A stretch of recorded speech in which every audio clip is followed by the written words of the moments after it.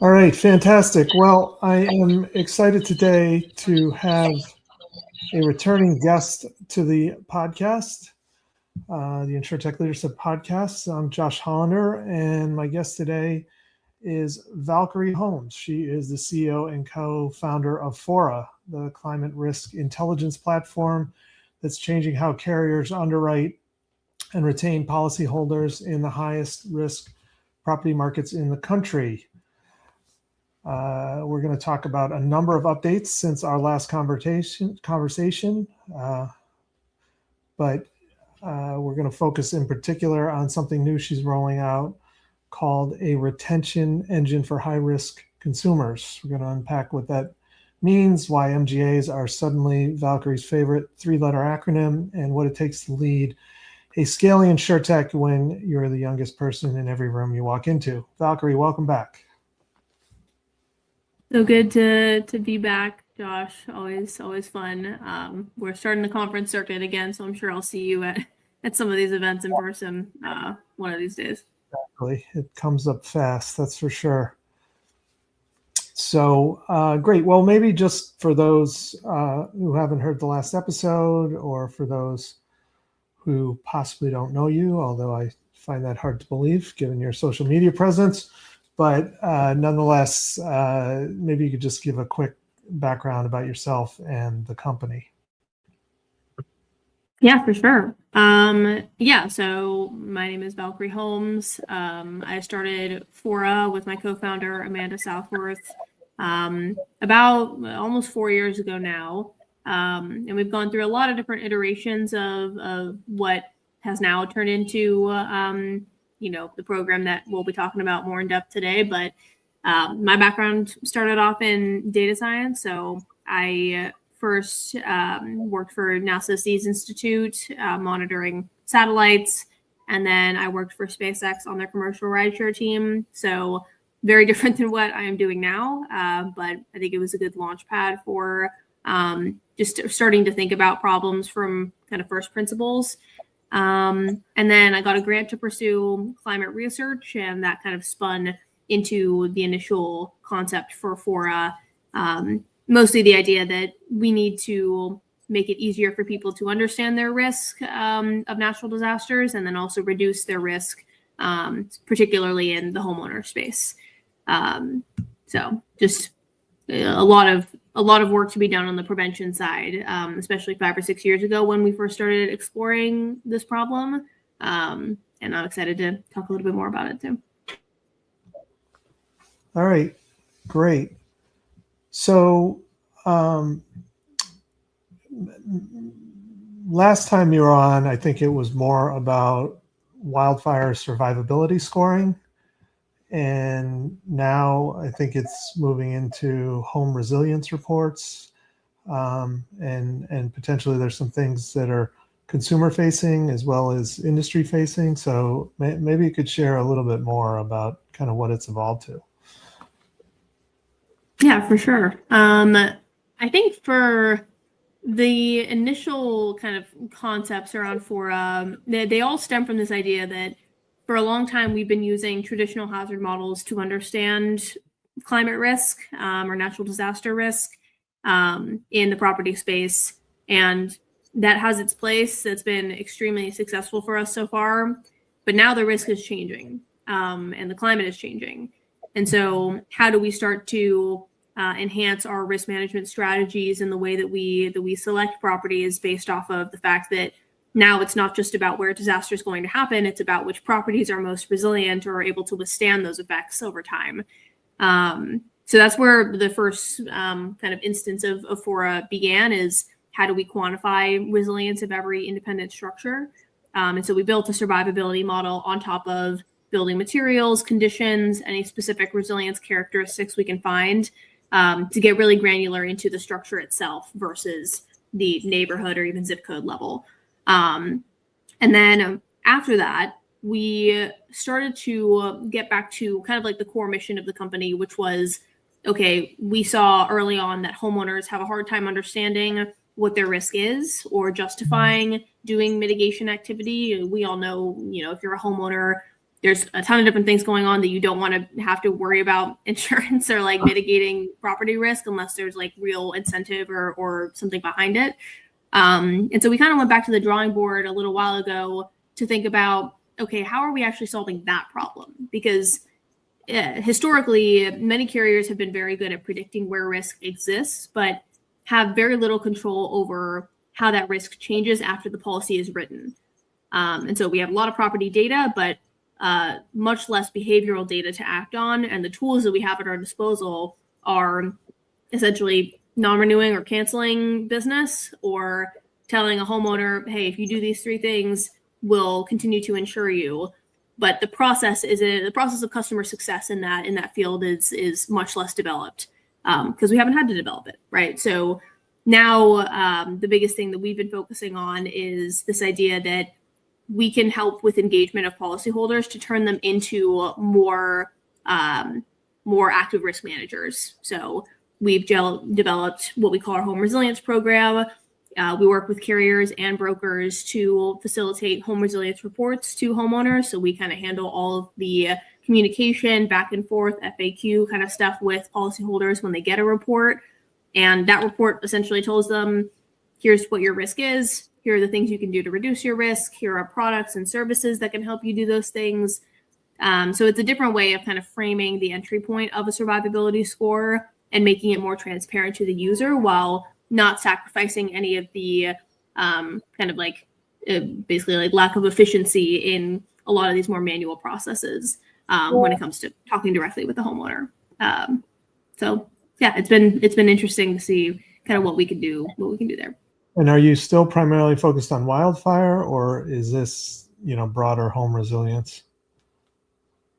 Yeah, right now we've been kind of focusing on wildfire, wind/hurricane, so heavy windstorm, and then hail. And then now we're starting to think a little bit more about freeze and non-weather water. So we have a combination of a couple different ones, but it really just revolves around what we can customize to fit a portfolio. So if you're a carrier and you upload a portfolio into our dashboard, what are the biggest things that you're concerned about on these properties? Like why were they selected, and why are they in this category that might be high risk? And that's what we customize to. So pretty customizable for most of those perils. So just to stay focused on wildfire for 1 second, and I'm asking this question because I'd like to understand a little bit more about, how you're thinking about how to frame this for homeowners so they actually take action. Because like with wildfire, you could say, you should do a better job raking the leaves around your property or something like that, or remove some ground cover a certain distance from your home. Or you could say, you can put in this fire suppression system that's, going to be basically spraying, fire retardants and water onto your property when a fire is approaching. And those are 2 very different things from a, cost and level of work point of view. So like, how do you actually get someone to take steps? And is it sort of a walk before you run, or is it based on the level of severity of risk that you're seeing, or how exactly do you do that? Yeah, it's a great question. So we start off with every kind of home resilience report. We want to make it really easy for people to understand, but then also to start to learn more about their risk. So the report itself is really short. It's 2 pages. It shows them, here's your survivability score, here's what that is in the context of your neighborhood, and then here are a couple action items just right out the gate that we recommend that are all kind of quantified by impact, cost, and effort. So our goal is basically to present the easier action items as kind of like a first step for someone that is maybe going through this process for the first time.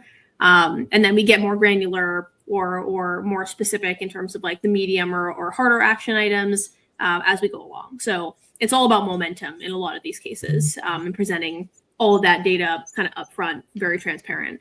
And so as part of that, we give them those action items, and then there's a QR code or a link that people can click that cues them into more action items or just like a quick home walkthrough that they can do where we identify even more things that they can do to reduce their risk and what incentives they qualify for. And so for wildfire, for example, in the state of California, where there are state mandated discounts, we have some carriers that are using this almost as a compliance module for them to be accountable for those discounts. So if you are operating in California and you upload your portfolio and a homeowner tells you, hey, I have these things, now instead of an underwriter or a customer success team manually having to go through every request to verify whether or not this is the case, we have all of that just immediately downloaded into whatever PMS a company is using. So we already facilitate gathering that information from a homeowner and kind of put the ball in the homeowner's court in a sense to help them create better risks. So we're not just identifying better risks, if that makes sense. So a couple of things. It's customizing the action items. It's providing the incentives that are customized by the state and by the carrier. And then it's facilitating in a high risk area, what people can actually do and tracking that to present it back. Sort of reminds me of a way, I'm blanking on the name of the company. I think they had some management issues and other things, but there was a company that was positioning itself as life insurance that helps you live longer. And they were using genetic testing, and they couldn't underwrite off the genetic testing, but they could provide advice on steps people could take to make themselves healthier based on the genetic testing, and sort of offering that as a separate service, maybe as a stepping stone to eventually being able to underwrite off the actual genetic information. Yeah. Sounds in a way sort of like, I don't know what the life insurance that helps you live longer, but home insurance that helps your home live longer or something. I don't know what the right way would be. But. Yeah, we'll go back to the drawing board on the slogan. Yeah, exactly. Yeah, I know John Hancock has this program called Vitality that I don't think their whole concept is life insurance that helps you live longer, but the Vitality program is something very similar where it provides people with the opportunity to sync up their like Apple Health or their Apple Watch, or that gives them like special perks if you allow a practitioner to come to your home and do a quick check on you if you're over 80 years old or something like that, right? I'm just kind of rattling off there, but they have a couple different incentives for people that directly factor into keeping people healthy for a long time that I think we definitely took a lot of inspiration from things like that. And same thing with telematics. I think the more that we can reward people for driving safer or for having loss prevention devices on their home, giving people more data and more transparency, like that's ideally what we want to achieve. Got it. So for those who haven't been through kind of a founder path and pivoting the way you have, what are the inflection points and kind of why this solution now based on everything you've learned? I know you've kind of explained the value prop, but why this now based on everything you've learned? Yeah, it's been a really interesting year for us because I'm coming from outside of the insurance industry, originally looking in and then now building in the industry. And so there was a good part of kind of like the first half of our journey that was just me trying to get any time with anyone that will explain more of insurance to me. So I was pretty intentional about learning from the greats, learning from the people that have been in it for a long time, that have seen the transition between markets. And now I think we're lucky enough that we're starting to experience that transition from when we initially kind of went into this space where it was a really hard market to now we're seeing some of the evidence of that softening throughout the country.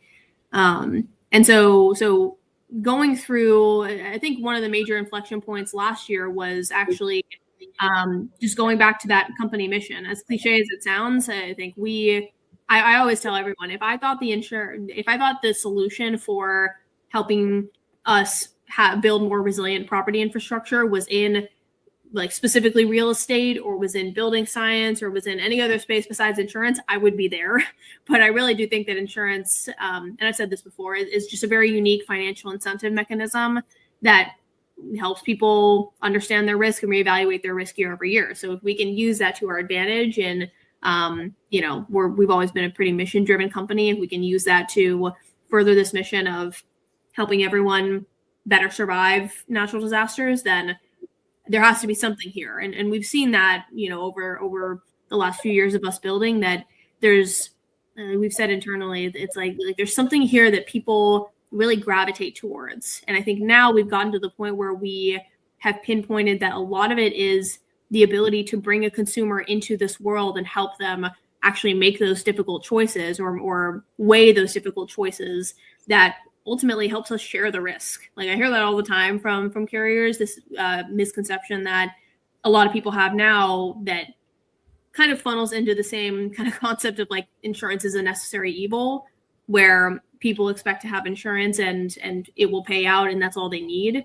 But especially in higher risk areas, I think that message is changing, and carriers that want to be on top of how that message is communicated to their homeowners, I think understand the value of providing this program and just facilitating more of that kind of like transparency to a policyholder. And like if you take automotive insurance, with rates having gone up in a number of markets, I think the pattern is people may, try to see where they can reduce coverages in order to get the price lower. In some of these markets where homeowners has gone up, I mean, is there similar behavior, or is it more sort of binary where either, you have to have coverage and either you get what you get or you don't get coverage at all and have to find another solution? Yeah, I mean, you're talking about like just like whether or not people are kind of like sticking with their same carrier versus like going elsewhere. Going elsewhere, reducing, changing the way they handle deductibles, doing, reducing certain riders or other coverages, things like that. Yeah. I mean, what we're seeing right now is more people are shopping around their insurance just across the country than they ever have. There are a lot of companies that are starting to pop up now that are aimed specifically at homeowners to help them shop around more and like optimizing shopping around more. And so one of the things that we really started to think about in terms of our strategy for a market that is softening is basically asking the question to any company that we're working with or that we're aiming to work with on like, what is your strategy to differentiate your products or differentiate your offering in a market where now you have a lot more competition, especially in these higher risk areas. Like we see that in Florida, we see that in California. Now it's slowly starting to happen in other West Coast states and a little bit of the Northeast, where I think there's now a lot more specialty activity. There's a lot more like MGA activity, private companies that are starting to pop up to take up that market share that was originally left behind by some of these larger carriers. And so, the question becomes like, if you're re-entering a market or if you're trying to take up market share, like what is the reason why someone stays with you over switching to another carrier for a $50 premium reduction next year? And so now I think the TLDR on it is I'm starting to have more conversations with value-added services teams and dedicated customer success teams and renewal teams on the underwriting side whose whole purpose is to maximize retention and maximize the amount of value people actually get from their policies. And I think it's a great transition. I think it needed to happen, and it's bound to happen in a softer market. But property risk is still high. so we still have to find a way to insure the properties that are in these areas. It's more just, right. Okay, now how do we give people value at the same time and make better strategic decisions? So I know there's a lot of InsurTech startups that, frankly, have just run out of runway by trying to do deals with carriers and not being able to survive the carrier decision-making cycle. So you, since you were last here, I believe, have managed to develop a few different notable carrier relationships, including some very, large tier 1 type carriers. So how did you navigate that, and any advice for others who are interested in working with carriers? Yeah, I think the advice to stay in skeleton mode for as long as possible, to be pretty scrappy as long as you can. I think in many ways we are still very scrappy with our resources, and now even with a larger team, I think we're always trying to conserve in any way we can, because we know that the process is going to be long. Even if we are kind of moving through the cycle, like we've been through this before. So yeah, I mean, I think the basic concept of just preserving as much as you can, and trying different ways to test and reduce some of that initial like distrust of a new company, or maybe uncertainty is the right word. That's something that we had to learn pretty quickly, is just, especially in insurance, but in every industry. For enterprise sales or like clientele, I think the number one thing is just improving the amount of trust that the industry has in your company. And that naturally will come with the company existing for a longer period of time, but I think it will also come with pumping out like case studies and doing research and testimonials, and putting that for front and center. I think will also kind of like alleviate some of that initial hesitation with Runway, just because things move a little bit quicker when people trust you. I would say we're starting to experience that more, but it took a little while to get here. Hence the social media presence emphasis from all of us. Right. So tell me sort of myth or reality. Carriers are pulling out of high risk states because the data doesn't support writing there. I think that is a reality for a good chunk of carriers. I think, I would be remiss to, acknowledge the fact that like inflation is also a big factor. Rising costs of like building materials is a factor. So I know there's a lot of things that go into that. So I can't say 100% that it's just, like data, or maybe necessarily property data itself doesn't support it. I do know that from our time in like the Lloyd's Lab Accelerator last summer, we talked to quite a few writers that essentially like showed us a lot of their like data elements, and we saw that there's a lot of modifiers that are missing from a lot of traditional carriers' data sets, and some of that can be filled with inspection data. Some of that, like, a good chunk of that is filled with aerial data. So I know that's really revolutionized the way we think about risk. But even in those cases, for like secondary modifiers and things like siding and defensible space, it's a little bit harder to get access to that information. So one of our emphasis is just on first party property data. If we can partner with a policyholder that consistently gives us this information in exchange for, whether it be an incentive or just keeping their property safer, working in partnership with their company, we get to fill a lot of those modifiers, and it gives us more ammo to be able to justify actually writing more in these higher risk areas. Got it. And then I did want to also discuss, the MGA market and what you're seeing there in terms of, maybe MGAs going in to fill the gaps where some others may have pulled out. And then also be interested to hear your perspective on, working with an MGA versus working with a tier 1 carrier, and, what do they need that might be different, or, might be the same. Yeah, I mean, I think there's a lot of like just structural differences with, like reporting within an MGA, right? Like I think we move a lot faster with an MGA, which is great. And I think for most companies, once they're slightly more established, then that becomes essentially the idea that the ability for them to retain that business becomes more of a focus. So we've had some experiences where like an MGA just comes on the scene, and at first it's just about writing business, right? It's about profitable growth. So that's like a little bit less of a kind of company that we try to aim for. We're trying to aim for MGAs that have maybe been around for a few years. They have a decent sized book, and they still have a structure internally where like they can operate pretty fast and we can customize to fit their needs, because typically they'll be a little bit more niche in their offering.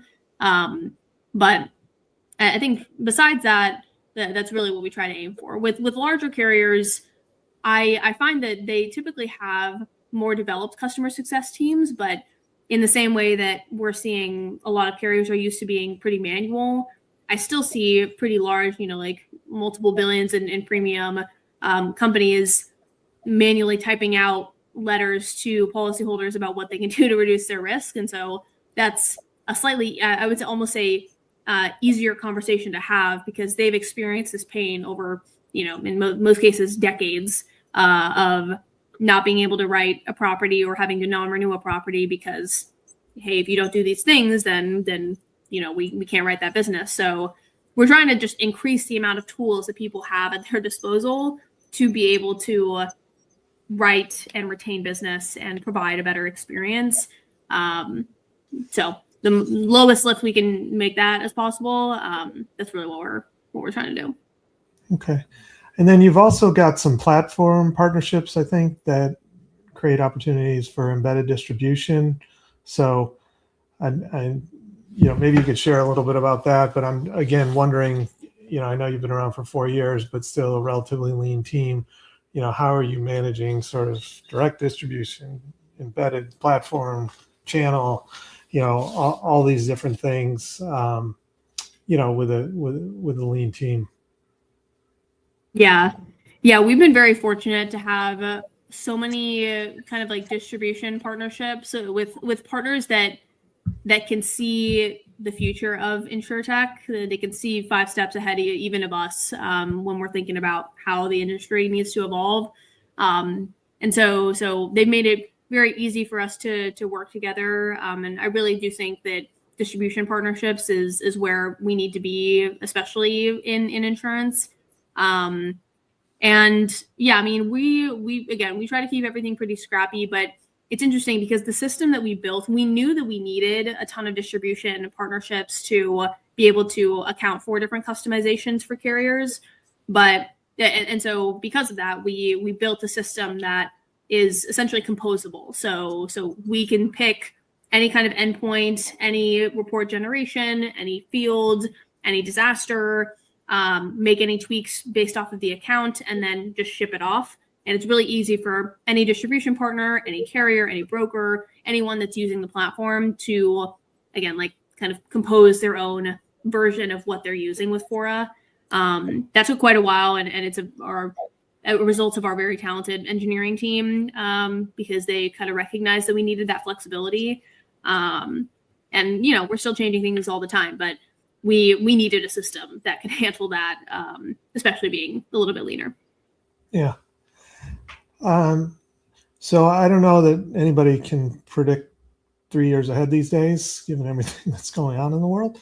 But if you could kind of, where is Faura, what does the team look like? What's the product look like?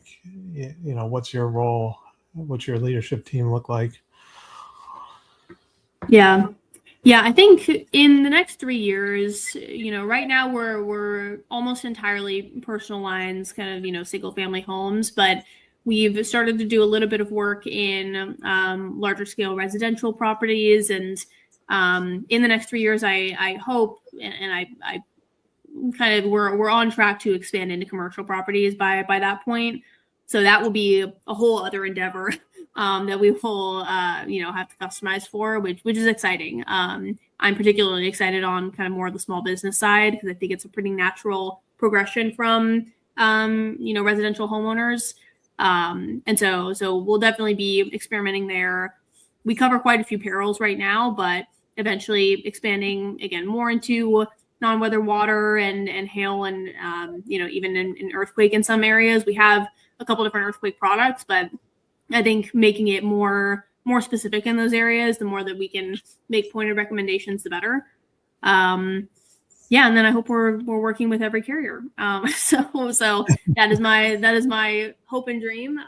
But I really do think that we're already starting to see, and we have been seeing a lot of just like consumer unrest, especially from like the regulatory side. And so in the next 3 years, I have a feeling that more DOIs and governments are going to be passing regulation that focuses around consumer transparency. We've seen it in New York, we've seen it in California, in Colorado. So, and now we're starting to see it in Washington and Oregon. So there's so much that revolves around data transparency to a policyholder that we're already starting to build out. And as that gets more and more concrete, I think we're going to start to see a lot more interest in just how do we make that process as simple as possible. So it's as broad a prediction I can make for the next 3 years, I think. So last question here. So, you have been part of the InsurTech community for a few years now, but, if you were to go back to when you first entered the industry and you were to give yourself a piece of advice or another kind of earlier career stage founder trying to break into insurance, what's one piece of advice you would give? And is there maybe one thing that the industry could do better, or maybe you've seen improvements, but one thing the industry could do better to, embrace founders and help capture some of the innovation they can potentially bring to the table? Yeah, in terms of founder advice, I think historically my biggest piece of advice has been talk to as many people as you can. Like, don't feel bad about trying to talk to as many folks and get that validation.